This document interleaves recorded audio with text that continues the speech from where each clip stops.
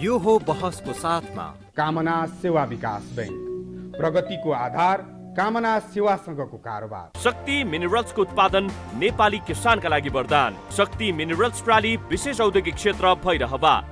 Registration open for +2 Science Management Humanities and Law, Lumbini College. गर्वैदेखि बलियो भूगर्भ cement.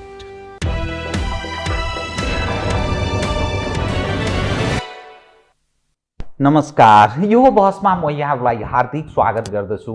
Jivram Bhandari. आज यहाँहरू सामुने उपस्थित हुनुहुन्छ शङ्कर पोखरेल। उहाँ नेकपा एमालेका स्थायी समिति सदस्य हुनुहुन्छ, लुम्बिनी प्रदेश इन्चार्ज, लुम्बिनी प्रदेशका पूर्व मुख्यमन्त्री, प्रदेशसभा सदस्य, त्यसै गरी एउटा नेकपा एमालेको वैचारिक नेताको रूपमा बुझिनुहुन्छ शङ्कर पोखरेल। उहाँसँग आज म समसामयिक विषय उठान गर्ने प्रयत्न गर्नेछु। नेकपा एमालेको विभाजनको कुरा, समग्रमा नेपालको वाम आन्दोलनको कुरा, अनि काङ्ग्रेस र केही वामपन्थीहरू मिलेर बनेको संयुक्त सरकार, नेकपा एमालेको आगामी महाधिवेशन, अनि चर्चामा रहेको अर्ली इलेक्सनको कुरा, स्थानीय तहको चुनाव, यी यावत जीवित कयौँ प्रश्नहरू छन्। ती समग्र विषयमा उठान गर्ने प्रयत्न गर्नेछु। सर्वप्रथम म उहाँलाई स्वागत गर्छु। स्वागत छ यहाँलाई। म सिधै कहाँ प्रश्न गर्न विषय उठान गर्न चाहेँ भने, नेकपा एमाले अहिले पनि संसदमा प्रतिनिधित्वको हिसाबले हेर्दा सबभन्दा ठुलो पार्टीको रूपमा, जनप्रतिनिधित्वको हिसाबले हेर्दा पनि र समग्रमा हेर्दा त्यस्तो देखा पर्दछ। तर नेकपा एमाले कतैको पनि नरहने जस्तो देखिन्छ। यसकारण मैले यस अर्थमा भनेको, केन्द्रको जो सरकार तपाईहरुलाई सञ्चालनको बागडोर थियो, तपाईहरुको हातमा थियो, त्यहाँबाट बाहिरिने दिन आयो, बाहिरिनु भयो। प्रदेश सरकारहरू क्रमशः फुत्किँदैछन्। अब सुनिँदैछ 10 गते बागमती प्रदेशबाट तपाईहरुको नेतृत्व बाहिरिनु पर्ने स्थिति छ। 1 नम्बरमा पनि त्यही स्थितितर्फ उन्मुख छ भनेर भनिन्छ। यसरी हेर्दा जो नेपाली समाज छ, एकपछि अर्को त्यो भनिन्छ, यसलाई अलिक अन्यथा लिनु पनि हुँदैन, अलिक पावर ओरिएन्टेड सोसाइटी भनेर भन्छ हाम्रो समाज। तपाईहरु अप्ठ्यारो ठाउँमा पुग्नु भएको त होइन? मैले किन यो विषय उठान गरे भने, काङ्ग्रेस, प्रचण्डजी, माधवजी, उपेन्द्र बाबुरामजी, अनि त्यहाँ मोहन विक्रमजी पनि सामेल हुनुहुन्छ। आगामी दिनमा चुनावी तालमेल गरेर जाने उहाँहरूको संयुक्त सरकार छ। प्रहारको केन्द्रमा तपाईहरु पर्दै हुनुहुन्छ। ठेक्न सक्नुहुन्छ? म यहीँबाट सुरु गरेँ, कृपया। तपाईले ठिकै प्रश्न उठाउनु भएको छ। पहिलो कुरा त म के ठान्छु भन्दाखेरि, अहिले हाम्रा विरुद्धको घेराबन्दी भनेको हाम्रो चाहिँ बढ्दो लोकप्रियता र विकाससँग सम्बन्धित छ। के होइन भन्दाखेरि, हामी नराम्रो काम गरेका कारणले गर्दाखेरि चाहिँ घेराबन्दीमा परे होइन। हाम्रो पार्टी अलोकप्रिय भएका कारणले घेराबन्दीमा परे होइन। ओलीजीको अहङ्कार भन्छन् नि त। त्यो त के हुन्छ भन्दाखेरि, सफल नेतृत्वका सन्दर्भका बारेमा लगाइने आरोपको कुरा हो होइन। म तपाईँलाई भन्छु, एउटा समय थियो भारतमा बिजेपीका सन्दर्भमा चाहिँ दलहरू गठबन्धन गरिकन बिजेपीलाई रोक्ने कोसिस गर्थे। तर जब जनताले चाहिँ गठबन्धनद्वारा चाहिँ मुलुकको भविष्य अगाडि बढ्न सक्दैन भन्ने कुरा महसुस गरे, त्यसपछि त एकल बिजेपीको सरकार बनाएर देखायो नि त भारतमा। घेराबन्दी बिजेपीका विरुद्ध पनि त्यसै गरी हुन्थ्यो नि। तपाईहरुलाई पनि दिया त हो नि, काङ्ग्रेसले यत्रो वर्ष चलायो, सकेन, यसले अयोग्यता प्रदर्शन गर्यो, त्यसकारण भन्न तपाईहरुलाई विकल्प दिया होइन। म के भन्छु भन्दाखेरि, दिन दिएको हो, तर त्यो प्राप्त गर्ने प्रक्रियामा हामीले जे चिजलाई माध्यम बनाएर प्राप्त गर्यौं, खास गरी माओवादी केन्द्रलाई आधार बनाएर प्रयोग गर्यौं। माओवादी केन्द्रको नेतृत्व चाहिँ, खास गरी प्रचण्ड चाहिँ विश्वसनीय पात्र साबित हुनु भएन। कि तपाईहरुले बुझ्नु भएको थिएन र कि अथवा तपाईहरु के म के बताउँछु भन्दाखेरि, उहाँको जब राजनीतिक भविष्य डिक्लाइन थियो, उहाँलाई चाहिँ हामीले चाहिँ एक प्रकारले डुब्न थालेकोलाई सहारा दिने खालको तरिका हामीले अवलम्बन गरेपछि उहाँमा रूपान्तरण हुन्छ भन्ने ठान्यौँ। त्यो भ्रम तपाईँहरू त्यो चाहिँ वास्तवमा हामी भ्रममा रहेछौँ भन्ने प्रमाणित भयो भनौँ न। किनभने प्रचण्ड एउटा चाहिँ आन्दोलनबाट चाहिँ अगाडि आएर शक्ति आर्जन गरेको व्यक्ति आन्दोलन क्षयीकरण हुँदाखेरि चाहिँ साथ दिएपछि रूपान्तरण हुन्छ भन्ने जे ठान्यौँ त्यो सही साबित हुन सकेन। त्यस अर्थमा चाहिँ जे परिणाम लिनुभयो तपाईँहरू यसको अर्थ अब त्यसलाई जे अर्थ लगाउनुहुन्छ त्यस अर्थमा अहिलेको परिस्थिति के हो त भन्दाखेरि नेपाली समाजले नेकपा एमाले खोजिराखे, एमालेको नेतृत्व खोजिराखे, केपी ओली खोजिराखे र हामीले त्यो चिजलाई स्थापित गर्ने सन्दर्भमा चाहिँ सहयोगी शक्तिका रूपमा माओवादी केन्द्रको नेतृत्वलाई चाहिँ साथ लियौँ, जुन कुरा असफल भयो। तर नेपाली समाजले केपी ओलीको नेतृत्व खोजेको कुरा चाहिँ खण्डित भएको होइन नि त। तर तपाईँहरूसँग विद्रोहको त्यो अधिकार थियो नि त, किन गर्नु भएन? तपाईँहरू जब बाहिरिने स्थिति आयो अहिले हेर्दा काहीँको पनि नरहने सरकारको हिसाबले भने होइन, विद्रोहको माझमा तपाईँहरू हुनु होला कि? त्यही त म भन्दैछु, हामीले विद्रोह गर्दाखेरिको परिणाम त हो नि। विद्रोह भने के हो त भन्दाखेरि पुष 5 त विद्रोह त हो नि। पुष 5 मा हामीले प्रतिनिधि सभा विघटन गरेर जनतामा जाने जे फैसला गऱ्यौँ त्यो एक प्रकारले भन्दै भने हामी हिँडेको कोर्स चाहिँ अब सफल हुँदैन भन्ने कुराको निष्कर्ष होइन र। हामी जुन कोर्स हिँडेका थियौँ त्यो कोर्सबाट चाहिँ अब राष्ट्रिय राजनीतिलाई नेतृत्व गर्न सम्भव छैन, अब नयाँ कोर्समा जानुपर्छ भन्ने सोचबाट नै पुष 5 को प्रतिनिधि सभा विघटनको घटना हो। तर त्यो त असंवैधानिक भन्यो नि त अदालतले। असंवैधानिक कदम प्रधानमन्त्रीले चाल्न मिल्छ? आजका दिनमा पनि तपाईँ त्यही मान्यतामा हुनुहुन्छ भने त बेग्लै चिज हो। अदालतले भनेको कुरा म मेरो सवाल म तपाईँलाई भन्दैछु, हाम्रो संविधानको मान्यता के हो त भन्दाखेरि सार्वभौम सत्ता जनतामा रहन्छ र त्यो जनताले चुनेका प्रतिनिधिमा प्रकट हुन्छ। अर्थात् सार्वभौम सत्ता जनताबाट चाहिँ प्रतिनिधि सभामा आउँछ। प्रतिनिधि सभाको सार्वभौम सत्ताको कार्यकारी अधिकारको प्रयोग त्यसले निर्वाचित गरेको सरकारले गर्छ। हाम्रो संवैधानिक व्यवस्था यही हो। जब जनताले जुन कार्यकारी प्रधानमन्त्री भनेको त्यस रूपमा पनि बुझ्नुपर्छ। अर्थात् सार्वभौम सत्ताको कार्यकारी प्रयोग कसले गर्छ भन्दाखेरि संसदबाट निर्वाचित भएको प्रधानमन्त्रीले गर्छ। संसदले जनताको सार्वभौम सत्ताको प्रतिनिधित्व गर्न सकेन। जे म्यान्डेटबाट प्रतिनिधि सभा गठन भएको थियो त्यो म्यान्डेटको विपक्षमा चाहिँ प्रतिनिधि सभा पुग्यो र कार्यकारी प्रधानमन्त्रीले के भन्नुभयो, जनताको म्यान्डेट विपरीत गएको संसदलाई म चाहिँ फेरि जनताका बिचमा लिएर जान्छु भन्नुभयो। अर्थात् सार्वभौम सत्तातर्फ फर्कनु भयो। हाम्रो संविधानको स्पिरिटै के हो त भन्दाखेरि जे विषय राजनीतिक रूपमा हल हुन सक्दैन त्यो विषय चाहिँ जनताका बिचमा लानुपर्छ भन्ने कुरा त संविधानको स्पिरिट हो नि। त्यही चिज प्रधानमन्त्रीले गर्नुभएको। त्यस अर्थमा यो चिजलाई नेपालको जनतामा अलोकप्रिय भएका नेताहरू, राजनीतिक भविष्य कमजोर भएका नेताहरूले गठबन्धनद्वारा चाहिँ सत्ता प्राप्तिका लागि चाहिँ दुरुपयोग गरे। अर्थात् के भने त भन्दाखेरि जनतामा जाने कुरा अलोकतान्त्रिक हो भने, प्रतिगमन भने। यो चाहिँ दुनियाँमा कहीँ लोकतन्त्रमा यस्तो परिभाषा आउँछ कि संसदभित्रको विवादलाई जनतामा लान खोज्दाखेरि त प्रतिगमन भन्ने खालको परिभाषा कहीँ हुन्छ। तर नेपालको राजनीतिमा किन त्यो व्याख्या गरियो त भनेर भन्दाखेरि गठबन्धनका लागि जनतामा जाने कुरा चाहिँ सजिलो कुरा थिएन।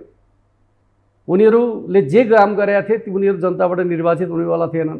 त्यस अर्थमा उनीहरू चुनाव रोक्नका लागि अगाडि बढ्नु पर्थ्यो र चुनाव रोक्नका लागि उनीहरूले कसलाई प्रयोग गरे त भन्दाखेरि दुईटा कार्ड प्रयोग गरे। एउटा अदालत प्रयोग गरे, अर्को चाहिँ शेरबहादुर देउवालाई प्रयोग गरे। शेरबहादुर देउवालाई कसले प्रयोग गरे थियो? त्यो त प्रचण्डजीहरूले गर्नुभयो। कसले प्रयोग गर्ने भन्ने खालको कुरा त के हुन्छ, प्रचण्डजीले देउबाजीलाई प्रयोग गर्नुभयो, देउबा र प्रचण्डजी मिलेर अदालत प्रयोग गर्नुभयो। यो त अहिले त बाहिर आइसक्यो नि त। बाहिर आइसकेका चिजलाई अब हामीले चाहिँ हो होइन भन्नै परेन। यो देशमा प्रधानमन्त्री निरीह भयो भनेर बुझ्ने त्यस बेला, अर्थात् निर्णायक हैसियत प्रधानमन्त्रीले राख्दो रहेनछ? यो देशको संविधान पनि त्यो खालको कि अथवा ओलीजी स्वयं चाहिँ कमजोर भएका कारणले? अथवा यसो भनौँ, नेपालमा वामपन्थलाई सहज ढङ्गले स्वीकार गर्ने अवस्था चाहिँ त्यो मथिल्लो तहमा राज्य सत्ताको मथिल्लो संरचनाभित्र बनिसकेका रहेनछ भन्नुपर्छ।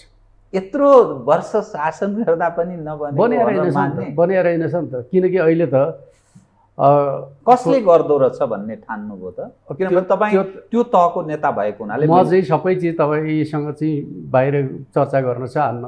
किनकि आज सर्वोच्चभित्र बहस छ। बहस चलिराखेको छ र त्यहाँ के भनिन्छ भन्दाखेरि सौदाबाजी भयो भनेर चाहिँ आरोप लगाइएको छ र सौदाबाजी चाहिँ अब यी अमुक व्यक्तिले मात्रै गर्नुभयो कि समूहबाट सौदाबाजी भयो भन्ने कुराका सन्दर्भमा फरक फरक रायहरू प्रकट भइरहेका छन्। मैले एक्लै गरे त होइन, गरे 5 जनाले हो। आखिर सबै चिज त बाहिर आइरहेको छ नि त।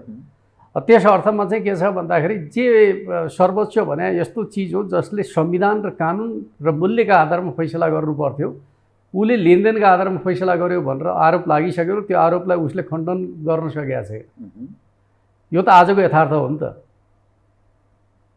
मानिस के भन्छन् भने राजनीतिक नेतृत्व पंक्तिको मानमर्दन, यो सिस्टमको मानमर्दन त भयो, अदालत पनि अब सकियो र केही अरू बाँकी संरचनाहरू छन् भने ती पनि ध्वस्त बनाउने क्रम प्रारम्भ भयो। यसका मूलत जिम्मेवार यो देशको राजनीतिक दल र यसका अगुवाहरू। म तपाईँलाई भन्छु, अब अहिले सर्वोच्च अदालतलाई जुन ढङ्गले चाहिँ शक्ति सङ्घर्षको थलो बनाइएको छ त्यसको दोस्रो स्टेप भनेको संवैधानिक निकायहरूलाई कमजोर पार्ने प्रयास हुन्छ।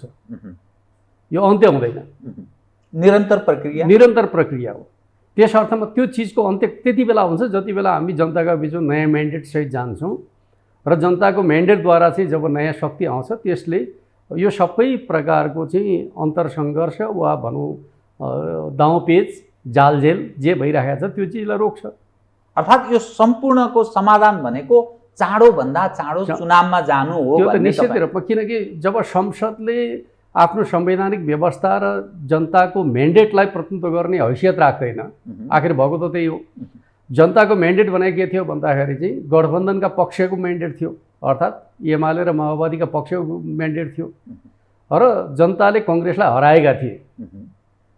आज हाम्रो संसद कहाँ पुग्यो भन्दाखेरि जसलाई जनताले हराए त्यसलाई प्रधानमन्त्री बनाउने ठाउँमा पुग्यो संसद भन्दाखेरि जनताको भर्डीका विरुद्ध संसद पुग्यो। अब यसले जनताको भावनाको प्रतिनिधित्व गर्यो भनेर त मान्न सकिएन। त्यो चिजलाई अदालतले साथ दियो, अर्थात् जनताको भर्डीका विपक्षमा अदालत पनि उभियो। के आधारमा उभियो भन्दाखेरि स्वार्थका आधारमा उभियो, लेनदेनका आधारमा उभियो। त्यो आरोप हामी राजनीतिज्ञले लगाइराखेका छैनौँ, स्वयं अदालतभित्रबाट उठिरहेको छ। यसको तात्पर्य के हो त भन्दाखेरि यो डिसअर्डर कहाँबाट भयो भन्दाखेरि जनताले दिएको म्यान्डेटका पक्षमा नौबिने राजनीतिज्ञहरूबाट आयो। त्यस अर्थमा राजनीतिक कमजोर छन् कि छैन भन्दाखेरि कमजोर छन्। के अर्थमा कमजोर छन् भन्दाखेरि जनताका बिचमा जाँदाखेरि जे म्यान्डेट उनीहरूले प्राप्त गर्छन् त्यो म्यान्डेटका पक्षमा 5 वर्षसम्म उभिन सक्नुपर्छ लोकतन्त्रमा, किनकि हाम्रो म्यान्डेट भनेको 5 वर्षका लागि हुने गर्छ। जब 5 वर्षसम्म आफ्नो म्यान्डेटमा उभिन सक्दैन भने त्यो चाहिँ केमा जानुपर्छ भन्दाखेरि फेरि जनतामा जानुपर्छ। त्यो चिजलाई हाम्रो सर्वोच्चको अहिलेको व्याख्याले चाहिँ खण्डित गरिदियो। उसले के भन्यो भन्दाखेरि जनताको म्यान्डेटका पक्षमा होस् वा विपक्षमा होस् 5 वर्षसम्म तिमी चाहिँ संसदै रहिरहनुपर्छ, तिमीले सरकार दिएकै हुनुपर्छ भन्ने व्याख्या गर्यो। जनताले के चाहेका छन् भन्ने कुरालाई उसले उपेक्षा गर्यो। त्यस अर्थमा यस्तो प्रकारको जनताको भडिकलाई उपेक्षा गर्ने लोकतन्त्र चाहिँ दुनियाँमा कहीँ सफल हुँदैन। अर्थात् राजनीति निर्णायक तहमा भन्दा पनि तीक्ष्ण निर्णायक तह जस्तो देखियो। अथवा भन्नुहोस् के भन्दाखेरि जनतामा जे भनेर भए पनि चुनाव जित्ने, चुनाव जितेर मनभरि गर्ने भन्ने सिस्टमलाई स्थापित गर्न खोजियो। त यसको अर्थ त यो त सिस्टम नै खराब छ भन्ने अर्थ लाग्यो नि त। मानिलिनुहोस् तपाईँले जो चुनावको कुरा गरिरहनु भएको छ नि, यो सम्पूर्ण समस्याको समाधान आगामी चुनाव। त भोलि चुनाव हुँदा तपाईँहरूको दाबी अनुसार पहिलो पार्टी बन्छौँ हामी भन्ने होला, बहुमत ल्याउँछु भन्ने त दाबी तपाईँहरूको अहिले छैन। शेरबहादुरजीको पनि सायद दाबी त्यही होला, पहिलो पार्टी म बन्छु। बहुमत आउने अवस्था कसैको छ भनेर त्यो लोकप्रियताको कसीमा जाँच्दा लगाउने हो भने त कोही त्यत्रो होनहार लोकप्रिय अवस्थामा कुनै पार्टी नेता अहिले छैन। अनि कसरी भोलिका दिनमा यो सारा समस्याको समाधान हुन्छ? म के भन्छु भन्दाखेरि यो चाहिँ लोकप्रियताको कसीमा कोही छैन भन्ने कुरा चाहिँ काठमाडौँको एउटा बौद्धिक सर्कलको बहसको कुरा हो, साँच्चै जनताको कुरा होइन। हो र भने त्यो म तपाईँलाई के भन्छु भन्दाखेरि नेपाली कङ्ग्रेस जो रुलिङ पार्टी छ अधिवेशन गर्न खोज्यो, अहिलेसम्म अधिवेशन गर्न सकेका छैन। गर्छु त भन्दैछ, गर्छु भन्दैछ, तर उसले तोक्या अधिवेशनहरू धमाधम स्थगित भइरहेका छन्। हामी प्रतिपक्षमा छौँ, हामीले भन्यौँ एकै दिन हामी वडा अधिवेशन गर्छौँ भन्यौँ, एउटा चाहिँ परिस्थिति प्रतिकूल भइदियो, बाढी पहिरो आदि डुबानका कारणले गर्दाखेरि कतिपय ठाउँहरूमा समस्या भयो। तर आम रूपमा एकै दिन हामीले चाहिँ वडा अधिवेशन गऱ्यौँ, त्यो पनि सर्वसम्मतिका साथ गऱ्यौँ र म तपाईँलाई के भन्छु भन्दाखेरि उल्लेख्य सहभागिताका साथ गऱ्यौँ। तपाईँले यो एउटा ख्याल पनि गर्नुभएको छ, अहिले समाचारहरू छ्यापछ्याप्ती आज तपाईँहरूको पनि सचिव काङ्ग्रेसको पनि म तपाईँलाई मानिस पनि परिया छन्, त एकैचोटि गर्दा यी कस्तो सदस्यता तपाईँहरू वितरण गरिरहनु? हिजो कङ्ग्रेसमा रहेका मान्छेहरू आज एमालेमा आउन पाउँछन् पाउँदैन? पाउँछन् नि, छोडेकै हो। यताको पनि छ उताको पनि छ। त्यस्तो होइन, त्यो एक प्रकारको मिडियाको अपव्याख्या भयो। कुनै पनि मान्छे चाहिँ पहिले कुनै पार्टीमा थियो भने त्यो अर्को पार्टीमा आउन त मिल्छ, त्यस अर्थमा चाहिँ ऊ अर्को पार्टीमा आएर चाहिँ प्रतिस्पर्धामा सामेल भएर विश्वास जितेर चाहिँ नेतृत्वमा आउन सक्दैन। एनिवे तपाईँहरूको चाहिँ निर्धारित मितिमै महाधिवेशन हुन्छ भोलिका सभा? त्यो त हामी एकैचोटि हामी 6000 भन्दा बढी वडामा अधिवेशन गर्न सक्नेले महाधिवेशन गर्न सक्दैनौँ, सजिलै गर्न सक्छौँ। त्यसमा कुनै समस्या अहिलेको जवाफ दिनु त। ल मानिलिनुहोस्, कसरी त्यो स्थायित्व यो अहिले त्यही म भन्दैछु, स्थायित्व कसरी हुन्छ भन्दाखेरि चुनावबाट कसरी होइन म भन्दैछु, त्यो तपाईँको विश्लेषण हो र जनमत के छ भन्ने कुरा अर्को पक्ष हो। म तपाईँलाई के भन्छु भन्दाखेरि जनताको भर्डीका विरुद्ध उभिएकाहरूलाई जनताले दण्डित गर्छन् भन्ने कुरामा विश्वास गर्छौँ। हामी जनताको भर्डीका पक्षमा छौँ, जनताले जे भर्डिक दिएको थियो त्यसका पक्षमा उभिनुपर्छ भन्ने मान्यताका पक्षमा छौँ। त्यो भर्डिक विरुद्ध जान थाले हुनाले हामी जनतामा जान खोजेका थियौँ। हामी त्यही भन्छौँ नि त जनताको बिचमा। हामी जनताको भर्डिकलाई उल्लङ्घन गर्न खोजेका कारणले गर्दाखेरि हामी तपाईँहरूका बिचमा आउन खोजेका थियौँ। तर सत्ताको अहिलेको गठबन्धन चाहिँ जालजेल तिग्डमद्वारा चाहिँ जनताका बिचमा आउनबाट हामीलाई रोक्यो र त्यसले न राष्ट्रलाई नेतृत्व गर्न सक्यो, नेतृत्व गरे भए पनि एउटा पक्ष हुन्थ्यो नि त। हामीलाई हटाएर उनीहरूले चाहिँ सफलतापूर्वक सरकारको नेतृत्व गरे भए त हामीले बोल्ने ठाउँ पनि हुँदैन थियो। न उनीहरूले सफल नेतृत्व दिन सके, सरकारै गठन गर्न हनीमुन पिरियड बिताए भनेपछि कामको कुरा त छोडिदिनु, कुनै सम्भावना पनि छैन। दसैँका बेला हामी जनतालाई राहत दिन्छौँ भने कार्यविधि नै बनाएको छैन। त्यो त अहिले त उनीहरूले के भनेर के गर्न सकेन भन्ने कुराको बहस त गर्ने पक्षमै मान्छे किन छैन भन्दाखेरि उसप्रति मान्छेको विश्वासै छैन। यदि यही ठाउँमा नेकपा एमाले भएको भए के हुन्थ्यो होला भन्दाखेरि भनेको कुरा किन भएन भन्ने कुरामा बहस चल्थ्यो। आज देउबाजीको गठबन्धनका विरुद्ध यो विषयको बहस किन चल्दैन भने मान्छेलाई विश्वासै छैन। नत्र दसैँका बेला दिन्छु भनेको राहत किन दिएन भनेर बहस चल्नुपर्ने होइन, किन बहसै छैन, किनकि उसले गर्छ भन्ने विश्वासै छैन। जसमाथि विश्वासै छैन त्यसलाई फेरि जनताले म्यान्डेट दिन्छ भनेर कसरी पत्याउनु छ? त्यस अर्थमा म के भन्छु भन्दाखेरि देउबाजीको सरकार जति समय रहन्छ त्यति समय चाहिँ नेकपा एमालेको पक्षको जनमत बढ्दो छ। र एउटा कुरा के थियो भने एउटा अस्त्र प्रयोग गरिएको थियो एमालेलाई प्रयोग कमजोर पार्नका लागि, माधव नेपालको अस्त्र। त्यो अस्त्र कति कमजोर रहेछ भन्ने कुरा त ओइ बाँदरको पुच्छर लौरो र हतियार जस्तो बन्यो।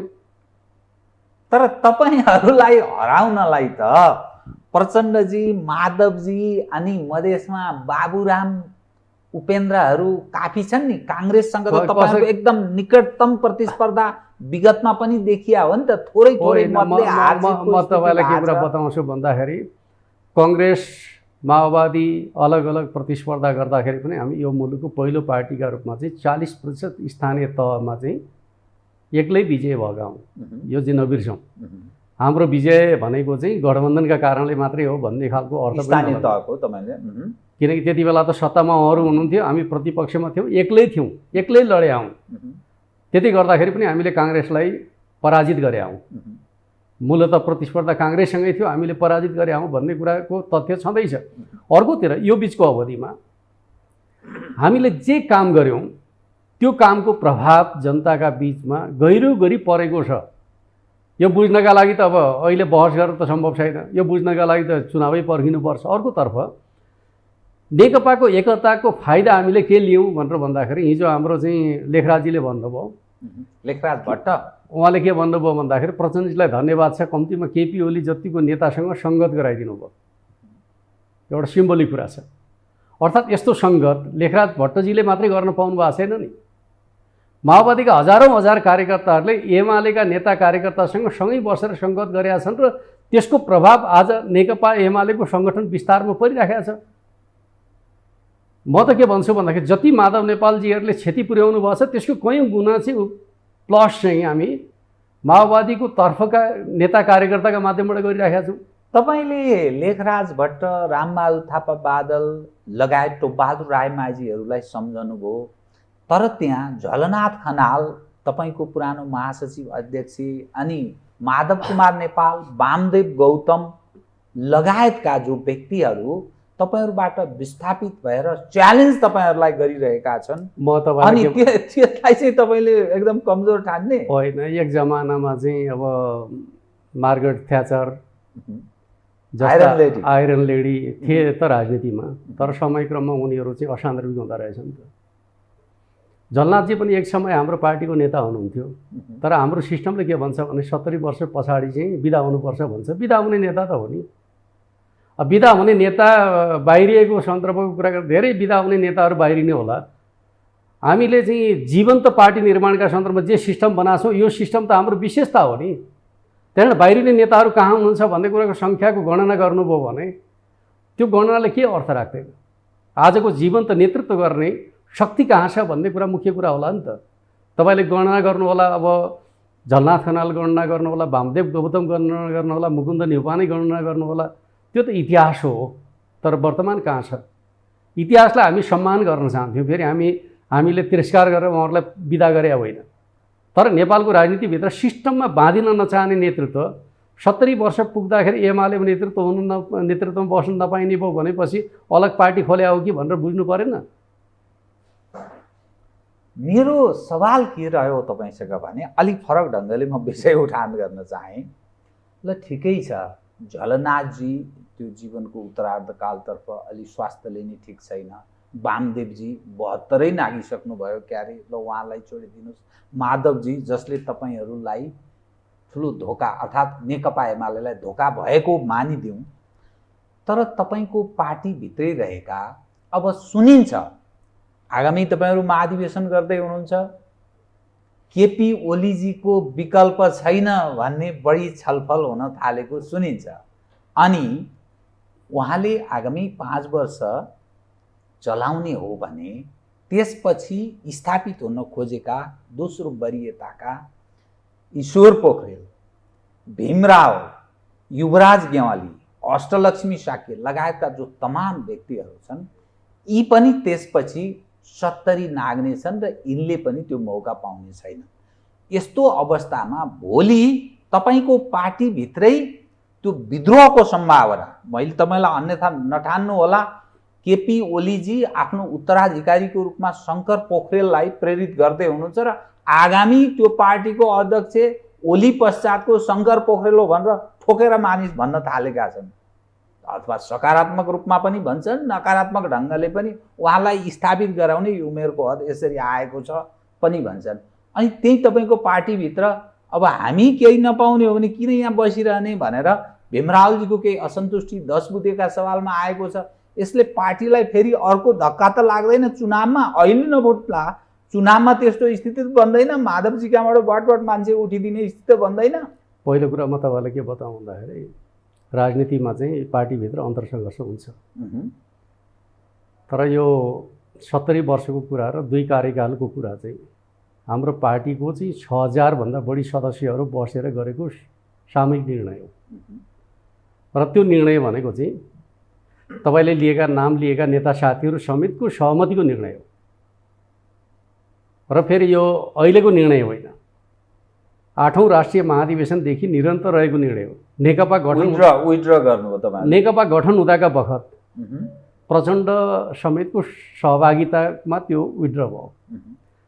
तर एमालेको तर्फबाट त कसैले विड्र गर्ने कुरा गरे त होइन, वामदेवजीले गर्नुभएको थियो अरे। त्यही त, उहाँ त अहिले त एमाले भित्र हुनुहुन्न नि त, उहाँले त राजीनामा दिइसक्नु भएको छ। त्यस अर्थमा म के भन्छु भन्दाखेरि यो मान्यताका विपक्षमा एमाले भित्र कोही पनि छैन। रह्यो जहाँसम्म 10 बुँदेको सन्दर्भ छ जसमा विमति भयो भनेर बाहिर आएको छ, नेताहरूले बोल्नु पनि भएको छ। म तपाईँलाई के भन्छु भन्दाखेरि 10 बुँदेका सन्दर्भमा चोट र कोणमा अन्तर रहेका कुरा साँचा कुरा हुन् र 10 बुँदेलाई समष्टिगत रूपमा बुझ्न नसक्दा पनि केही न केही बुझाएमा समस्या रहे। अर्थात् भीमरावजीहरूले बुझ्नु भएन त्यो कुरालाई। होइन, त्यो त मैले चाहिँ बैठकमा पनि भन्दै गरेका छु र उहाँका सामान्य पनि भन्दै गरेका छु। के भयो भन्दाखेरि उहाँहरूले चाहिँ 10 बुँदेभित्रको 2 बुँदाको चर्चा गर्नुहुन्छ, 4 नम्बर बुँदाको चर्चा गर्नुहुन्न। 4 नम्बरमा के भनेको छ, नेकपा कालका कमिटीको कुरा गरेका छ। नेकपा कालका कमिटीमा त माओवादीका नेता साथीहरू पनि हुनुहुन्थ्यो, उहाँहरूको पनि जिम्मेवारीको कुरा थियो। त्यस अर्थमा नेकपा कालको कुरा चर्चा नगर्ने, त्यसपछि 2 नम्बरको एमालेको Z2 को मात्रै चर्चा गर्ने भन्ने खालको 10 बुँदेमा छैन। यो कुरा पनि बुझौँ। अर्कोतर्फ चाहिँ 1 नम्बर बुँदाले के भन्छ भने हिजो चाहिँ हामी विवादमा बाहिर गयौँ, अब विवाद सबैलाई हामी अन्तर पार्टी विषय बनाउँछौँ, पार्टीले जे फैसला गर्छ हामी सबैले मान्छौँ भन्ने कुरामा हामीले सहमति गरेका छौँ। त्यो 1 नम्बर बुँदा हो। त्यस अर्थमा 1 नम्बर बुँदा पनि 10 बुँदा हो, 2 नम्बर बुँदा पनि 10 बुँदा हो, 4 नम्बर बुँदा पनि 10 बुँदा हो। त्यस अर्थमा हामीले बुझ्दाखेरि कसरी बुझ्नुपर्छ भन्दाखेरि कुनै एउटा बुँदा समातेर बहस गर्नु हुँदैन, समष्टिगत रूपमा बहस गर्नुपर्छ। त्यस अर्थमा मेरो भनाइ के हो भने 10 बुँदाको समष्टिगत अभ्यासमा पार्टी अध्यक्षले चाहिँ निर्णय गर्दाखेरि के बन्द भयो भन्दाखेरि हामी यसलाई ग्रहण गर्छौँ, 10 बुँदालाई ग्रहण गर्छौँ र रचनात्मक रूपमा चाहिँ र सृजनात्मक रूपमा त्यसलाई लागू गर्छौँ। अर्थात् हुबहु कार्यान्वयन त्यो त्यही हुबहु कार्यान्वयन हुने विषय त जब तपाईँ 2 र 4 बुँदालाई एकै ठाउँ राख्नुहुन्छ, 2 को प्रस्तावलाई 4 ले खण्डित गर्न सक्छ भन्ने कुरा त बुँदामै छ नि त, छैन?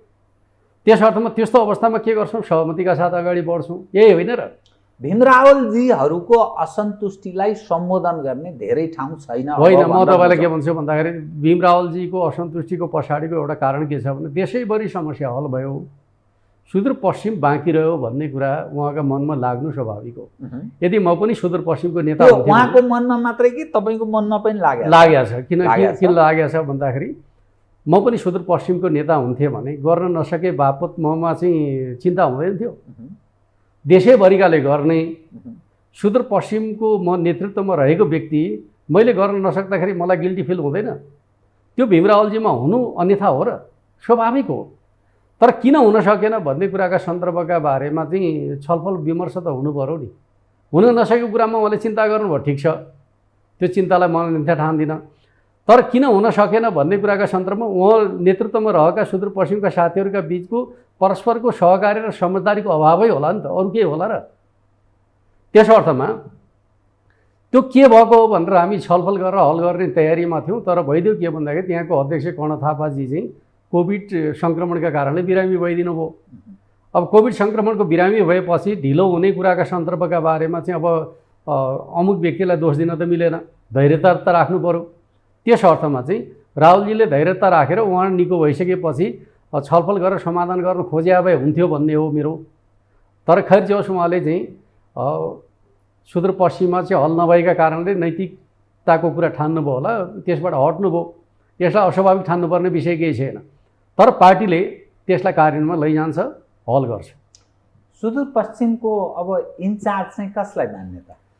इन्चार्जका सन्दर्भका बारेमा त्यो चाहिँ 10 बुँदेले इन्चार्ज तोक्दैन। यो फेरि मान्छेमा कतिपयमा भ्रम के रहेछ, अब विगतमा रहेको इन्चार्ज तपाईँ कायमै हुनुहुन्छ फेरि? होइन, त्यो के हुन्छ भन्दाखेरि म तपाईँलाई के भन्छु भन्दाखेरि मलाई इन्चार्ज तोकेको सन्दर्भको विषय भनेको के हो त भन्दाखेरि त्यो 10 बुँदेले तोके होइन, पहिलेदेखिकै होइन। नेकपा कालमा पनि म इन्चार्ज थिएँ, पछि पनि इन्चार्जका रूपमा रहेँ। त्यस अर्थमा चाहिँ पार्टीले अन्यथा निर्णय गर्यो भने एउटा चिज हो, नत्र हामी के भन्छौँ भन्दाखेरि अहिले हाम्रो तर्क के हो त भन्दाखेरि आम रूपमा तर्कको कुराकानी गर्दाखेरि नेकपा माओवादी सम्बद्ध नेताहरू जो आउनुभएको छ 10 बुँदेका कारणले उहाँहरूको जिम्मेवारीमा तलमाथि गर्ने कुरा न्यायोचित हुँदैन, बुझ्नुभयो नि? किनकि त्यसले के हुन्छ भन्दाखेरि पूर्व एमालेहरू मिलेर चाहिँ माओवादीका सन्दर्भमा स्पेस दिएनन् भन्ने सन्देश जान्छ। जबकि अहिलेको अवस्थामा पार्टीलाई बलियो बनाउनका लागि माओवादी तर्फका कार्यकर्ताहरू नै एमालेको आन्दोलनमा जोड्नुपर्ने आवश्यकता छ। त्यो जोड्नुपर्ने आवश्यकता भएका बेला रावलजीले पनि के भन्नुपर्छ भन्दाखेरि सुदूरपश्चिमको इन्चार्ज लेखराजजी नै हो भन्नुपर्छ। त्यसो भने पार्टी बलियो हुन्छ। भीमरावलजीको उद्देश्य चाहिँ पार्टी कमजोर पार्ने त होइन, पार्टी बलियो पार्ने उद्देश्य हो। उहाँ पार्टीको फेरि चाहिँ नेता हो, किनकि राष्ट्रिय उपाध्यक्ष हो नि त। राष्ट्रिय उपाध्यक्ष भइसकेको व्यक्तिका हकमा चाहिँ अमुक जिम्मेवारी, म त सामान्यतया मेरो प्रिन्सिपलको कुरा के गर्नुहुन्छ मान्नुहुन्छ भने सङ्गठनको जिम्मा भनेको मूलत महासचिवको जिम्मा भएको हुनाले उपाध्यक्षजीहरू सङ्गठनको जिम्मामा नरहे हुन्थ्यो भन्ने लाग्छ। यो सुरुदेखिको मेरो मान्यता हो। तर हामीले त्यो स्थापित गर्न सकेका थिएनौँ। तर संयोगले के भइदियो भन्दाखेरि माओवादीका साथीहरू त्यो भूमिकामा, पूर्व माओवादीका साथीहरू त्यो भूमिकामा रहनु भएपछि त व्यवस्थापन गर्न सकिने भयो नि त। त्यस अर्थमा राहुलजी चाहिँ उपाध्यक्षको हैसियतमा राष्ट्रिय नेतृत्व गर्न सक्नुहुन्छ, त्यो भूमिकामा उहाँ रहे भन्छ भन्ने खालको कुरा अनुचित हो र होइन नि। अब अलिकति खिपेरै म भने त्यसो भए अब त्यसमा फेरबदल हुँदैन। सुदूरपश्चिमी इन्चार्ज लेखराज भट्टजी नै रहनुहुनेछ महाधिवेशनसम्म। उहाँको प्रयत्न, भीमरावजीको प्रयत्न अब सफल हुँदैन, यसरी बुझ्नु। त्यस अर्थमा म के भनौँ भन्दाखेरि जस्तो कि जो चाहिँ महासचिवभन्दा तलका सचिवजीहरू हुनुहुन्छ उहाँहरूले विशेष सङ्गठनको कामको विशेष जिम्मा पाउन सक्नुहुन्छ, पाउनु उचित हुन्छ भन्छु म चाहिँ। यद्यपि के गर्छ भन्ने कुरा पार्टी केन्द्रीय कमिटीको कुरा हो। हामी 12 गते बैठक बस्ने भनेका छौँ, त्यहाँ हामी जिम्मा तोक्छौँ। सचिवका हकमा चाहिँ सङ्गठनात्मक जिम्मा दिने कुरा चाहिँ सङ्गठनात्मक सिद्धान्तका हिसाबले उपयुक्त हुन्छ। उपाध्यक्षहरूको भूमिका भने चाहिँ कुनै एउटा प्रदेश विशेषमा कन्फाइन हुनु हुँदैन, उहाँहरूले समग्र राष्ट्रको नेतृत्व गर्नुपर्छ। किनकि उपाध्यक्ष भनेको त अध्यक्ष पछाडिको पद हो नि त, उहाँहरू एउटा प्रदेशमा सीमित हुनु मिल्छ र उचित हुन्छ र? माधवजीलाई छोडेर अब तपाईँहरूसँगै उहाँहरू सहयात्रा गर्ने भइसकेपछि तपाईँहरूको अलि भाषामा फेरबदल, अलिक परिवर्तन आएको, अब यिनीहरूले केही गर्न सक्दैन भन्ने रूपमा होइन? प्रदेशमा होइन, तपाईँहरू राष्ट्रिय रूपमा चाहिँ नेतृत्व गर्नुहोस् भन्दाखेरि भाषामा चाहिँ संकुचनको कुरा हुन्छ र? उपाध्यक्षजीहरूलाई हामी सम्मान गर्छौँ, तपाईँहरू राष्ट्रिय रूपमा नेतृत्व गर्नुहोस्, कुनै एउटा प्रदेशमा सीमित नरहनुहोस् भन्ने कुरा चाहिँ अनुचित हुन्छ र? ल, यस सवालमा ठिकै छ अरे, तर उमेरका कारण अब समस्या के रह्यो भने ईश्वर पोखरेल, भीम रावल, युवराज गेवाली, अष्टलक्ष्मी साक्य लगायतका सिनियर लिडर, ती व्यक्तिहरू अब सधैँका लागि पार्टीको त्यो 1 नम्बरको हुने सम्भावना र साँच्चै भन्ने हो भने त्यो सरकार भोलि यदि यो नेकपा एमाले बहुमत नै ल्यायो भने पनि त्यो सरकारको नेतृत्व गर्ने अवसरबाट त सदाका लागि तिलाञ्जली दिए जस्तो स्थिति हुने भयो नि त। तपाईँले नेकपा एमालेको निर्णय बुझ्नु भएन। पार्टी सङ्गठनका हकमा यो विषय हो, सरकारका हकमा होइन। सरकारका हकमा उहाँहरू संसद सदस्यमा निर्वाचित हुन सक्नुहुन्छ, संसदीय दलको विश्वास जित्नु भयो भने प्रधानमन्त्री बन्न सक्नुहुन्छ। त्यो त असम्भवै छ नि। संसदीय दलको नेता कसरी हुने? जो व्यक्ति अध्यक्ष हुन्छ उसैले खाइदिइहाल्छ, हिम्मतै गर्दैन। अहिले ओलीजीका खिलाफमा उठ्न त, अध्यक्षमा उठ्न त हुती देखाइरहेको छैन कसैले भन्छ। म तपाईँलाई के भन्छु भन्दाखेरि हिजो केपी शर्मा ओली अध्यक्ष नहुँदाखेरि पनि दलको नेता भएको हो नि त। म सिस्टमको कुरा गर्दैछु। हामीले बनाएको वैधानिक प्रणाली के हो त भन्दाखेरि पार्टी कमिटीको नेतृत्वको सन्दर्भमा हो, संसदीय निर्वाचनका सन्दर्भमा होइन। संसदीय निर्वाचन बेगल विषय हो। संसदीय निर्वाचनका सन्दर्भमा उमेरको छेकबार संविधान र कानुनले लगाछ भने लाग्छ, अन्यथा पार्टीले लगाएर लाग्दैन। होइन, सिद्धान्त त तपाईँले भनेको जायज कुरा हो कि, तर जो व्यक्ति पार्टीको अध्यक्ष हुन्छ त्यसमा पनि कम्युनिस्ट पोलिटिक्समा त्यो अध्यक्ष सर्वाधिकार सम्पन्न हुन्छ, उसका हरेक अधिकारहरू हुन्छन्, त्यत्रा नियुक्तिहरू हुन्छन्, उसले मनोनयन गर्न सक्छ, कहाँबाट उसलाई च्यालेन्ज गर्न सक्छ र त्यो एउटा अरू सामान्य पदको व्यक्तिले संसदीय दलको नेता हुने, देशको प्रधानमन्त्री हुने भन्ने त्यो हैसियत राख्छ, त्यो अवस्थामै पुग्दैन। दुनियाँका धेरै पार्टीहरूमा के देख्छु म भन्दाखेरि अध्यक्ष एउटा हुन्छ, प्रधानमन्त्री अर्को भइराखेका देख्छु म चाहिँ। त्यो त छ, तर अब हामीका त्यो कठिन छ भन्न खोजेको। त्यही त म भन्दैछु, हामी कहाँ अहिले जे छैन भविष्यमा त्यो हुँदैन भन्ने निष्कर्ष त निकालौँ त। सिस्टम कस्तो बनाउने? सिस्टम हामीले के बनायो भन्दाखेरि पार्टी सङ्गठन भनेको चाहिँ चलायमान हुनुपर्छ, त्यो चाहिँ चुस्त दुरुस्त हुनुपर्छ भन्ने खालको मान्यता अन्तर्गत एउटा विधि बनायौँ। त्यो विधिभित्र चाहिँ हामीले 2 कार्यकालको कुरा पनि गऱ्यौँ र त्यो विधिभित्र हामीले 70 वर्षको कुरा पनि गऱ्यौँ। तर संसदीय राजनीतिका सन्दर्भका बारेमा हामीले त्यो विधि बनाएको छैनौँ। त्यस अर्थमा संसदीय राजनीतिभित्र चाहिँ यदि झलनाथजी रहेको भए उहाँ चाहिँ संसदको उम्मेदवार बन्न पाउनुहुन्थ्यो यदि कार्यकर्ताले मेन्डेट दिए भने। किन फेरि पनि हाम्रो सिस्टम त तलबाट कार्यकर्ताको सिफारिस आदि इत्यादि सिस्टम त छँदैछ। दिँदाखेरिको अवस्थामा के भन्दाखेरि उहाँ त्यसको हकदार हो कि होइन? हो नै। त्यस अर्थमा अहिले भएका साथीहरूले पाउँछन् पाउँदैन पाउँछन्। अर्को कुरा 70 वर्षले बिदा हुने कुरा भने त उहाँहरू मात्रै बिदा हुनुहुन्न नि। केही समय पछाडिको 70 वर्षमा त अरू पनि बिदा हुन्छ नि त। त्यो त सिस्टमको कुरा हो नि। अहिले तपाईँ जसलाई चाहिँ आवश्यक ठान्दै हुनुहुन्छ त्यो आवश्यकता पनि त 70 वर्ष त आइपुग्छ त। हरेकको जीवनमा 70 वर्ष आउँछ भन्ने कुरा बुझ्नु परेन र। तपाईँको चाहिँ स्वयं दाबी आगामी महाधिवेशनमा के रहन सक्छ? यो विषय भने के हुन्छ भन्दाखेरि म चाहिँ कहिले पनि दाबी गर्ने मान्छे होइन, भूमिका खेल्ने मान्छे हो। कार्यकर्ताले नेतृत्वले के आवश्यक ठान्छ अहिलेका सन्दर्भमा तथापि सुनौ न, किनभने यो होइन म त्यही भन्दैछु। म आजसम्म दाबीद्वारा चाहिँ नेतृत्वका लागि अग्रसरता लिएको मान्छे होइन। म भूमिका खेल्ने मान्छे हो, म भूमिका खेल्छु। त्यस अर्थमा अहिलेको अवस्थामा चाहिँ पार्टीको नेतृत्वका रूपमा केपी शर्मा ओलीको आवश्यकतालाई म महसुस गर्छु। अरू बाँकी चिजहरू चाहिँ उहाँ फेरि पनि ओलीजी नै अध्यक्ष, यसको अर्थ त्यो त अहिलेको राष्ट्रिय राजनीतिले जे बनाइदिएको छ त्यो एमालेको अपरिहार्यता हो। किन राष्ट्रिय राजनीति नै दुई पोलमा खडा भइसकेपछि एउटा पोलको नेतृत्व केपी ओली गर्दै हुन्छ, अर्का पोलको नेतृत्व शेरबहादुरको नेतृत्वमा गठबन्धन छ भनिसकेपछि जब राष्ट्रिय राजनीति नै दुई पोलमा विभाजित छ त्यसको नेता केपी ओली हो भनेपछि उहाँलाई अलग गरिकन हामी नेकपा एमालेको भविष्य देख्छौँ र।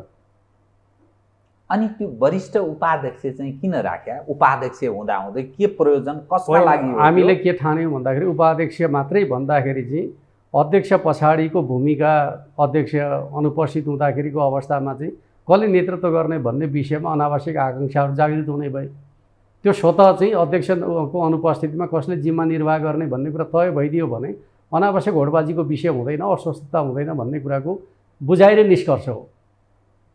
अब तपाईँसँग म अलिकति अलग विषयमा म कार्यक्रमको अन्त्यतिर पनि आएँ।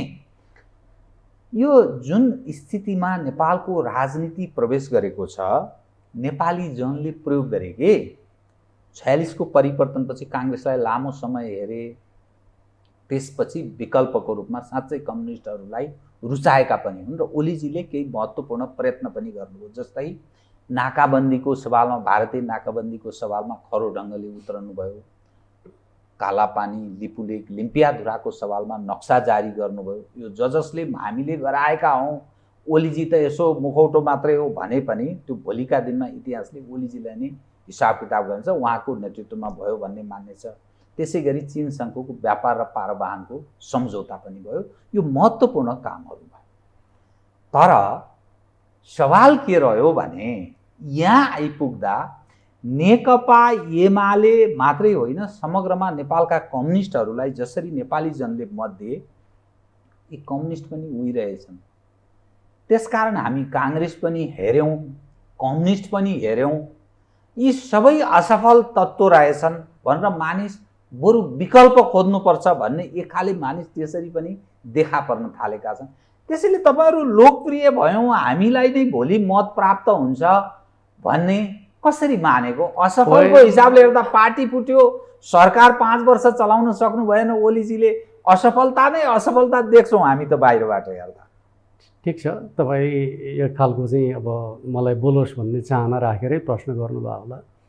पहिलो कुरा त म के भन्छु भन्दाखेरि जति बेला चाहिँ प्रतिनिधिसभा विघटन पछाडि गठबन्धनद्वारा आन्दोलन गरियो, सडकमा मान्छेहरू उतार्ने खालको काम हो, यो चाहिँ जनताको चाहना अन्तर्गत छैन भनेर यसो हामीले इसारा गरेका थियौँ। उहाँहरूका तुलनामा 10औं गुणा ठुला जुलुसहरू, प्रदर्शनहरू, सभाहरू भए। जनता कहाँ छन् भन्ने कुराको एउटा सिम्बल पुष 5 पछाडि हामीले देखाएका थियौँ। त्यस पछाडि दोस्रो पटक पनि प्रतिनिधि सभा विघटन बाध्यात्मक थियो, किनकि दलीय प्रणालीभन्दा बाहिर गएर शेरबहादुरको नेतृत्वमा चाहिँ एमाले र चाहिँ फोरमका साथीहरूले पनि समर्थन गरिसकेपछि चाहिँ राष्ट्रपतिले यो दलीय सिस्टम विरुद्ध छ भन्ने अर्थमा त्यसलाई स्वीकार्नु भएन। त्यसपछि संसद विघटन भयो, त्यसलाई पनि सर्वोच्च अदालतले पुनर्स्थापित गर्यो। दुई पटक प्रधानमन्त्रीको कदम चाहिँ विपक्षमा देखियो सर्वोच्च अदालत। तर अहिले हेर्नुहुन्छ राष्ट्रिय राजनीतिको चाहिँ वेभ हेर्नुहुन्छ, जहाँ गयो मान्छेहरू चाहिँ एमालेमा प्रवेश गर्न चाहिँ आतुर छन्। र अर्कोतर्फ म तपाईँलाई के भन्छु भन्दाखेरि वडा अधिवेशन एउटा दृष्टान्त हो। एकै दिन झन्डै 6000 को हाराहारीका वडाहरूमा चाहिँ अधिवेशन आयोजना भयो र त्यो अधिवेशनमा चाहिँ नेतृत्वलाई बलियो पार्नुपर्छ भन्ने भावना यति जबरजस्त रूपमा तयार भयो कि नेतृत्वले सहमति कायम गर भन्दाखेरि सबै कार्यकर्ता बसेर सहमति नै कायम गरे। किन यति बेला एकता देखाउने बेला हो भन्ने कुरा देशभरिका कार्यकर्ताले एउटै लयमा लय समातेर हिँडेको छ। यस्तो असाधारण प्रकारको एकता चाहिँ अरू पार्टीमा देख्नु भएको छ? अनि तपाईँहरूको त क्याडर बेस पार्टी हो, त्यो कार्यकर्ता यो सब भन्ने बित्तिकै तपाईँ चाहिँ जनमत होइन क्याडर बेस भन्न थाल्नुहुन्छ। यो चिज भने के हो भनेर भन्दाखेरि अहिलेको नेतृत्वप्रति, अहिलेको एमाले पार्टीको चाहिँ पोलिसीप्रति आम कार्यकर्ताहरूको सहमति होइन र त्यही सहमति नै स्ट्रेन्थ हो भविष्यको हो, जसले पार्टी निर्माण गर्छ, राष्ट्र निर्माण गर्छ, अगाडि बढ्छ भन्ने कुरा ठान्नु पर्यो नि, परेन? निराशा भएका कार्यकर्ताहरू, विभाजित भएका कार्यकर्ताहरूले मुलुकको नेतृत्व गर्ने, आशावादी कार्यकर्ताहरू, एकताबद्ध कार्यकर्ताहरूले मुलुकको नेतृत्व नगर्ने हुन्छ? होइन, हिजो ओलीजीको पक्षमा यसकारण बलियो जनमत थियो, मैले भने नाकाबन्दीका कुरा थियो, कतिपय उहाँले राष्ट्रियताका सवालमा लिएको अडान थियो। तर अहिले अब भोलिका दिनमा उहाँलाई मत जाहेर गर्ने कुन त्यस्तो स्लोगन छ, कुन त्यस्तो काम त्यसबाट प्रभावित भएर जनता आकर्षित हुने र उहाँलाई त्यो त्यत्रो लोकप्रियताको चुलीमा मानिसले पुर्याउँछ बताउनुहोस् त? काङ्ग्रेसको असफलता त्यो निरन्तर गिर्दो छ, अरू त्यत्तिकै छन्, तपाईँहरूको पनि त्यो कहाँ छ र? म सुनाउँछु, 1 2 3 गरेर सुन्न तपाईँ तयार हुनुहुन्छ भने। पहिलो कुरा, नाकाबन्दीको सामना पहिलो पटक थियो, त्यस अर्थमा यो अहिलेको जनमतलाई त्योसँग नजोड, जनताले पुरस्कृत कुनै न कुनै रूपमा गरेकै हो। त्यसपछि दोस्रो पटकका सन्दर्भको कुराकानी गर्नुहुन्छ भने भारतसँगको सम्बन्धका मामिलामा तपाईँले चर्चा गर्नु भएन। यद्यपि भारतको सन्दर्भका बारेका विवादहरू छन्, तर नेपालले प्राप्त गर्ने हकको सन्दर्भको कुराकानी, कलकत्ता पोर्टको विकल्प केपी ओली प्रधानमन्त्री भएकै बखत प्राप्त भयो, नेपालको पारवानका सन्दर्भमा यो माइल स्टोन बन्यो। विद्युत व्यापार खरिद सम्झौता हामीले गऱ्यौँ र नेपालको लोड सेडिङ अन्त्य गर्ने कुराको आधार बनायौँ। त्यसपछि हामीले चाहिँ विद्युतीय पाइपलाइन बिछ्याएर चाहिँ पेट्रोलियम पदार्थको ढुवानीलाई सुनिश्चित गऱ्यौँ, जसमा भारतसँग जोडिएका कुराहरू गर्दैछौँ। त्यसपछि विद्युत बिक्रीका लागि ट्रान्समिसन लाइन निर्माण गर्ने कुरामा भारतसँग एग्रिमेन्ट गऱ्यौँ, त्यही समयमा गऱ्यौँ, जसलाई हामी नेपालको भविष्यको अर्थतन्त्र निर्माणको माइल स्टोनका रूपमा चर्चा गर्न सक्छौँ। किन नेपालको चाहिँ सामर्थ्यभित्र एउटा विद्युत पनि हो भन्ने कुरा ठान्ने हो भने विद्युतको बजार कहाँ हो भन्दाखेरि भारत हो भन्ने कुरा बुझौँ। र आज कोइला खानीहरू बन्द भएर चाहिँ विद्युतको सर्टेज भारतमा भइरहेको छ र त्यसको विकल्प नेपाल हो। यद्यपि भारत सस्तोमा किन्नका लागि आनाकानी गर्छ, अन्त्यमा चाहिँ नेपालको विद्युत बिक्री हुने ठाउँ भनेको चाहिँ भारत हो भन्ने कुरा नबिर्सौँ। भारतले किनिदिएन भने नि 51% लगानी नभएको कुनै पनि हामी त्यस्तो कुनै होइन। म तपाईँलाई के भन्छु भन्दाखेरि भोलि भारतीय जनताले अँध्यारोमा बस्नु पर्दाखेरि विद्रोह गरे भने कुन शासक होला चाहिँ जनताको चाहिँ विद्रोहलाई सामना गरेर बस्ने? भोलि जनतासँग कम्प्रोमाइज गर्छ, नेपालको विद्युत खरिद गर्छ, नबिर्सौँ। यो चाहिँ उनीहरूका लागि मात्रै सजिलो हुन्छ, हामीलाई के भारतको एकलौटी हुने भयो नि त यो झन् तेस्रो देशमा हामी बेच्न सक्दैनौँ, भारत सारा चिज लैजान्छ, हामी म तपाईँलाई भन्छु यो विषयको बहस पछि गरौँला, म भन्दैछु। अर्कोतर्फ के छ भन्दाखेरि नेपालको चाहिँ दीर्घकालीन विकासका सन्दर्भका बारेमा चाहिँ जल यातायातको कुरा, रेल यातायातका कुराका सन्दर्भका बारेमा हिजो एउटा चाहिँ कल्पनाको कुरा मात्रै थियो। आज उत्तरी छिमेकी आउँछ, म लुम्बिनीसम्म रेल बनाउन तयार छु भन्छ, दक्षिणको छिमेकी आउँछ, म काठमाडौँसम्म रेल ल्याउन तयार छु, अध्ययन गराउन देऊ भन्दैछ। यो आधार कसले तयार गर्यो? केपी ओलीले होइन। अर्कोतर्फ नेपालमा भएका खनिज सम्पदाहरू व्यावसायिक उत्खननका लागि चाहिँ सम्भव छ भन्ने कुराको प्रमाणित कसले गर्यो? केपी ओलीको नेतृत्वको सरकारले होइन। आज फलाम खानी चाहिँ व्यावसायिक उत्खननको प्रोसेसमा अगाडि बढेको छ, पेट्रोलियम पदार्थ चाहिँ व्यावसायिक ढङ्गले सम्भव छ भन्ने कुराको निष्कर्ष निक्लिएको छ। युरेनियम खानी हामीले संरक्षण गरेर राखेका छौँ, जो भविष्यको जनताको जीवनको एउटा समृद्धिको आधारका रूपमा चाहिँ त्यो सम्पदाको सुरक्षा गरेका छौँ। कसले गर्यो? केपी ओलीले गर्नुभयो। र डेभलपमेन्टको फाउन्डेसनका सन्दर्भको कुराकानी गर्नुहुन्छ भने 1400 सडक बनाउँदै गरेको केपी ओलीको सडक आयोजना कटौती गरेका छ अहिलेको सरकारले भन्दाखेरि कति धेरै काम हुँदै रहेछ भन्ने कुराको सङ्केत होइन? यो सबै चिज जनताले थाहा पाए भने विकासको नेता केपी ओलीलाई हटाउनका लागि यिनीहरूले गरेको हरकत बुझ्दैन र? तर एउटा बताउँ, रेलको कुरा गर्दा, पानी जहाजको कुरा गर्दा र युरेनियम हामी खुदाई गरेर निकाल्छौँ भन्दा मान्छे हाँस्छन्। अनि त्यो हाँस्छन्। हिजो चाहिँ के भनेर हाँस्थे भन्दाखेरि सुरुङ मार्गका कुरा गर्दाखेरि पनि हाँस्थे, हिजो हामी नदी पथान्तरका कुरा गर्दा पनि हाँस्दैन थिए। हिजो त हामी बाई रोडको बाटो बनाएर हिँडेका थियौँ नि, पृथ्वी राजमार्ग बनाउँदाखेरि पनि हाँस्थे, कोदारी राजमार्ग बनाउँदा पनि हाँस्थे। तर ती सत्य भयो नि।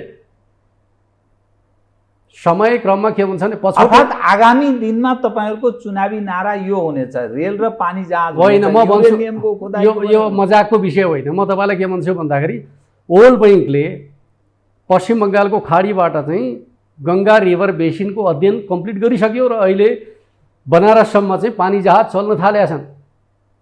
र त्यही प्रक्रियाभित्रको अध्ययनभित्र कोशी र चाहिँ गण्डक नहरको अध्ययन भइसकेको छ।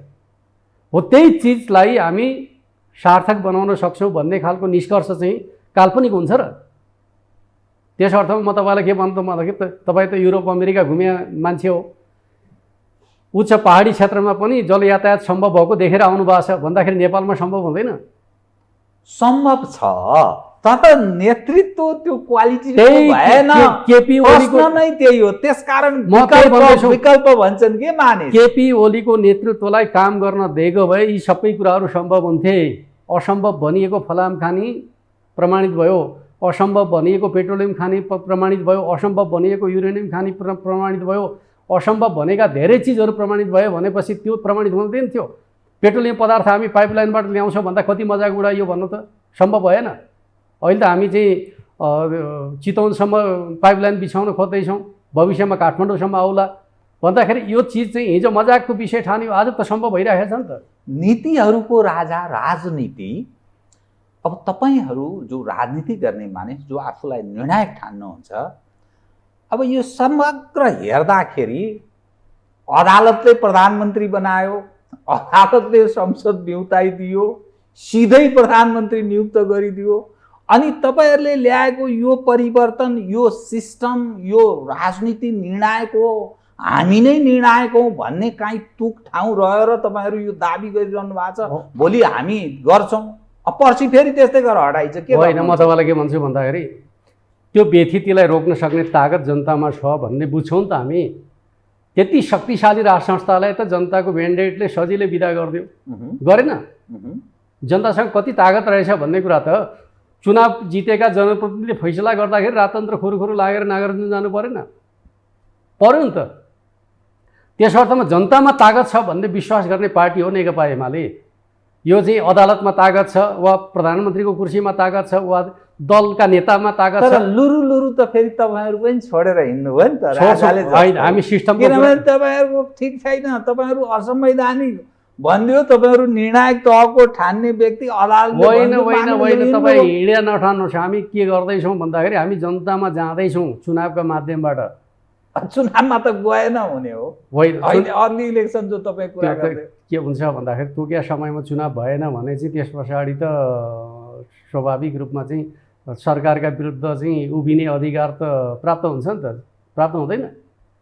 म तपाईँलाई के भन्छु भन्दाखेरि अर्ली इलेक्सन उहाँहरूले नगर्नु होला, तर नियमित अधिवेशन इलेक्सन त गर्नुपर्छ, गर्नु पर्दैन?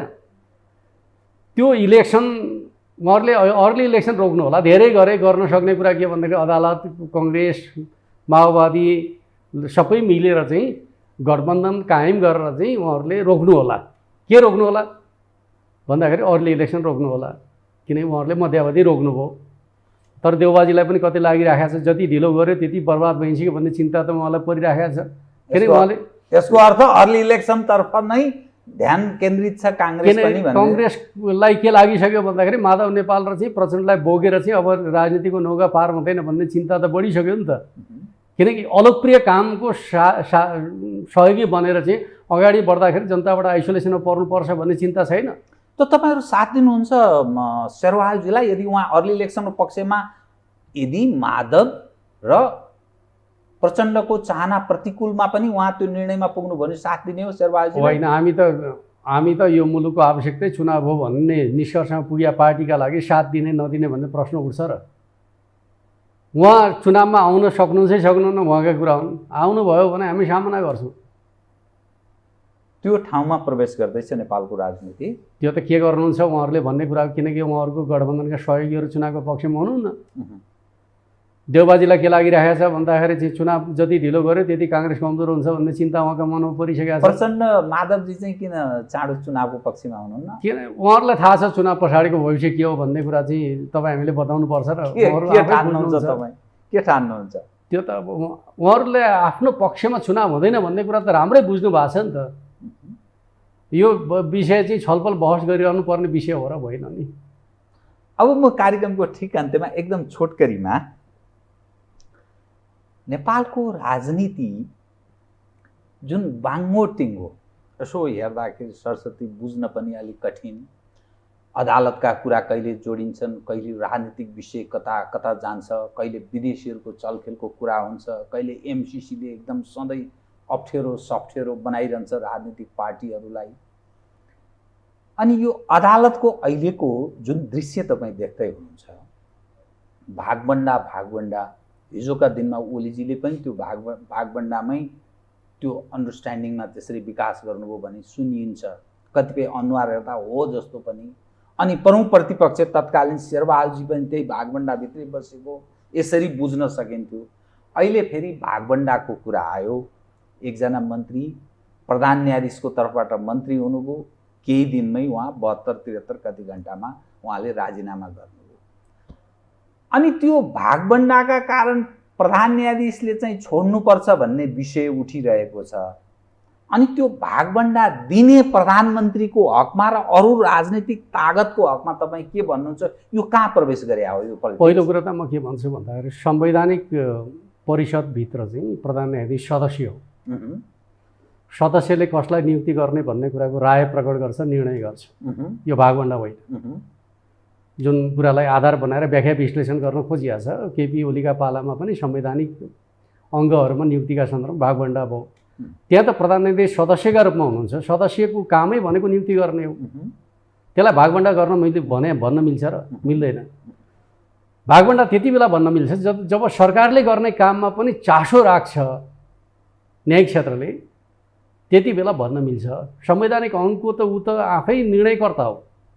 निर्णयकर्ताले को ठिक को बेठिक भन्ने कुराको छानबिन गर्ने अधिकार राख्छ।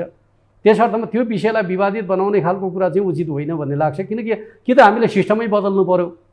त्यो संवैधानिक परिषदभित्र चाहिँ प्रधान न्यायाधीशलाई राख्नु भएन। प्रधान न्यायाधीशलाई राखिसकेपछि निर्णय प्रक्रियामा ऊ सामेल हुन्छ भन्ने कुरा त स्वतः सिद्ध छ नि त। त्यो चिजलाई भागबन्डाको विषयका रूपमा चर्चामा ल्याउने कुरा उचित होइन। जहाँसम्म केपी ओलीले चाहिँ अब भागबन्डाका लागि अस्वीकार गरेका कारणले गर्दाखेरि केपी ओली हटाइयो भन्ने चर्चा सुन्छु म चाहिँ। हो कि होइन थाहा छैन। अब भागबन्डाको कुरा गरेका कारणले गर्दाखेरि देउबाजीलाई प्रधानमन्त्री बनाइयो भन्ने चर्चा छ। सत्य के हो भन्ने कुरा देउबाजीले बताउनुपर्छ। तर उहाँले चाहिँ एकजनाको नियुक्ति गर्नुभयो, फिर्ता गर्नुभयो भन्दाखेरि चाहिँ मान्छेलाई लक काट्ने कुरा भएको छ, वास्तवमा भाग गइरहेछ भन्ने। तर मेरो भनाइ के हो भन्दाखेरि यदि सौदाबाजी भएको हो भने त एकजना व्यक्तिले मात्रै त सौदाबाजी गर्न सक्दैन। सौदाबाजीमा त दुईजना व्यक्ति जोडिनुपर्छ। एउटा व्यक्ति गलत हुने, अर्को व्यक्ति सही हुने हुन्छ र यदि हट्नुपर्ने हो भने सौदाबाजी गर्ने दुवै हट्नुपर्छ, अथवा जो सौदाबाजीमा छन् उनीहरू सबै दण्डित हुनुपर्छ। सत्य यही हो। यदि हामी मूल्यको राजनीति गर्छौँ भने, पूर्वाग्रहको राजनीति गर्छौँ भने बेग्लै चिज हो। मूल्यको राजनीति गर्छौँ भने जो अनुचित सौदाबाजीमा छन् उनीहरूले नैतिक रूपमा त्यसलाई आत्मसात गर्नुपर्छ र दण्डित हुनुपर्छ। यो भोलिका दिनमा नेकपा एमाले संसद अधिवेशन भएको बेलामा या सडकमा पनि यो विषयलाई उठान गर्छ नै? गरिराखेको छ, गर्छ। त्यसमा अन्यथा ठान्नुपर्ने विषय नै होइन। हामी त के भनिराखेका छौँ भन्दाखेरि जे विषय भए, जस्तो कि हामीले त सभामुखको भूमिका चाहिँ संवैधानिक र कानुनी भएन भनेर प्रश्न उठाइरहेका छौँ। उहाँ पनि दलीय सौदाबाजीमा जोडिनुभयो। किनभने सौदाबाजी भने चाहिँ अहिले अदालत मात्रै होइन नि, संसद पनि सौदाबाजीको शिकार भयो। अनि यो कुनै सिस्टम हो? तपाईँ जुन सिस्टमको एडभोकेसी गरिरहनु भएको छ नि, कार्यपालिकाको यो अभिगत गन्तव्य, व्यवस्थापिकाको यो न्यायपालिकाको हिजोकै कुरा सुन्ने हो भने फुलकोट बैठकमा 14 जना न्यायाधीशले अवज्ञा गर्ने नजाने, अर्थात् प्रधान न्यायाधीशले आह्वान गरेको बैठकमा यो जुन वितण्डा मचिएको छ नि, तपाईहरुले कुन सिस्टमबाट होइन, म तपाईँलाई भन्छु, तपाईहरु प्रवेश जस्तो कि गराइरहनु भएको छ एउटा यो कुरा सिस्टम हो थोरै त्यो चाहिँ फुल कोर्टभित्र कतिजनाले के गर्नुभयो भन्ने कुरा चाहिँ आजका सन्दर्भका बारेमा गुटगत ढङ्गले कसले के गर्दै हुनुहुन्छ भन्ने कुरा एउटा कुरा हो।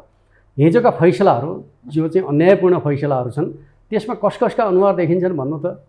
त्यहाँ एकजनाको मात्रै अनुहार देखिन्छ? त सम्पूर्ण रूपले भन्दा त जस्तो कि राजनीतिक कारण भयो। सर्वोच्च अदालतको फैसलाभित्र कस्तो फैसला पनि भयो भन्दाखेरि हामी राजनीतिक दलहरूको चाहिँ आयोजक समितिलाई चिन्दैनौँ भन्ने फैसला पनि भयो। सर्वोच्च अदालतका फैसला त्यो चाहिँ त्यस्ता फैसला गर्नेहरू सबैका अनुहार एकै ठाउँ राखेर हेर्नु त सही छ, संवैधानिक छ, कानुनी छ। तर पनि हामी के भन्छौँ भन्दाखेरि सिस्टमका हिसाबले भन्दाखेरि अदालतले गरे निर्णय मान्यौँ हामीले, किनकि हामी चाहिँ सिस्टममाथि विश्वास गर्छौँ। त्यसलाई करेक्सन गर्ने विधि के हो त भन्दाखेरि फेरि जनतामा गएर जनताको म्यान्डेट प्राप्त गरेर कार्यकारीको भूमिकाका माध्यमबाट करेक्सन गर्ने प्रक्रियामा जानु। कहाँबाट करेक्सन गराउनुहुन्छ? जुन खालको तपाईँ संवैधानिक परिषद छ, न्याय परिषद छ, जुन सिस्टम तपाईँ त्यो सबै चिज के हुन्छ भन्दाखेरि यदि तपाईँको संसद सही हुन्छ भने सबै चिज करेक्सन हुन्छ। अहिले संसद गलत छ, त्यसलाई सही बनाउने दिशामा हामी छौँ। संसद प्रभावकारी नभएका कारणले गर्दाखेरि व्यथिति भयो। संसद स्वार्थको चाहिँ सौदाबाजीको गठबन्धनमा रह्यो संसदको नेतृत्व, जसका कारणले गर्दाखेरि व्यथितको सुरुवात भयो। जस्तै म तपाईँलाई भनौँ एमसिसीकै विषयको कुरा गर्दाखेरि ठिक बेठिक आफ्नो ठाउँमा होला, तर सभामुखले रोक्न मिल्छ र? तपाईँ एमसिसीको सवालमा चाहिँ के तपाईँले आफै उठाउनु भयो? के गर्ने त? यो त ठुलो होइन, म के भन्छु भन्दाखेरि सभामुखको काम होइन रोकेर राख्ने, सभामुखको काम संसदमा पुर्याइदिने हो। होइन, सभामुखले त कार्यकर्ताको भूमिका निभाउनु भयो रे, त्यही भएर म भन्छु। तर एमसिसी चाहिँ के गर्ने? एज अ शङ्कर पोखरेल के भन्नुहुन्छ? जुन एमसिसीको विषय छ अब के गर्ने? पास गर्ने? संसदमा जनताले चुनेका प्रतिनिधिहरूलाई के लाग्छ त्यो फैसला गर्न पाउनुपर्छ। तपाईँ क्लियर हुनु भएन यस बारेमा। एमसिसी के गर्ने? म के भन्छु भन्दाखेरि संसदले त्यसका पक्ष विपक्षमा बहस गर्नुपर्छ। नेकपा एमाले चाहिँ के भन्छ भन्न त्यो त अहिले नेकपा एमाले के भन्छ, सत्तामा जो थियो उनीहरूले गरे सम्झौता हो, उनीहरूले के गर्ने भन्ने कुराको फैसला उनीहरूका तर्फबाट हुनुपर्छ। अहिले हामी सरकारमा छैनौँ र जुन दिन सरकारले फैसला गर्छ त्यसपछि हामी आफ्नो धारणा सार्वजनिक गर्छौँ। यो त बडा बाटो राजनीतिक जवाब। त्यो त स्वाभाविक हो नि। यो त समस्याबाट अलिक पन्सिने पन्छ्या होइन, जनजिज्ञासा हो। हाम्रो दृश्य एमाले के चाहन्छ अहिले भन्ने त जिज्ञासा हो। हामी जनताको पार्टी अनि भन्न पनि डराउने। के भन्छु भन्दाखेरि हामी स्पष्ट छौँ, सरकारमा रहेका बखत यो कसले गरे? देउबार चाहिँ प्रचण्ड मिलेर गरे। उहाँहरूले किन गर्नुभयो भन्ने कुरा नेपाली जनतालाई बताउनु पऱ्यो नि त। उहाँहरू स्केप गर्ने, त्यसपछि हामीले चाहिँ जस्टिफिकेसन गर्दै हिँड्न मिल्छ र? गर्ने चाहिँ भाग्ने, नगर्नेहरूले त्यसको काँध थाप्ने कुरा हुन्छ? हुँदैन नि त। त्यस अर्थमा गर्नेहरूले भन्नु पऱ्यो, किन गरे हो भन्नु पऱ्यो। उहाँहरूका तर्क सुनिसकेपछि हामीले के गर्ने भन्ने कुरा गर्छौँ। हस्, धन्यवाद। आदरणीय दर्शकवृन्द, उहाँ हुनुहुन्थ्यो शङ्कर पोखरेल, नेकपा एमालेका स्थायी समिति सदस्य तथा लुम्बिनी प्रदेश इन्चार्ज। समसामयिक विषयलाई केन्द्रमा राखेर गरिएको कुराकानी। म सहित मेरो सम्पूर्ण युनिटलाई कार्यक्रमबाट बिदा दिनुहोस् र यो हो टेलिभिजन हेर्दै रहनुहोला। नमस्कार।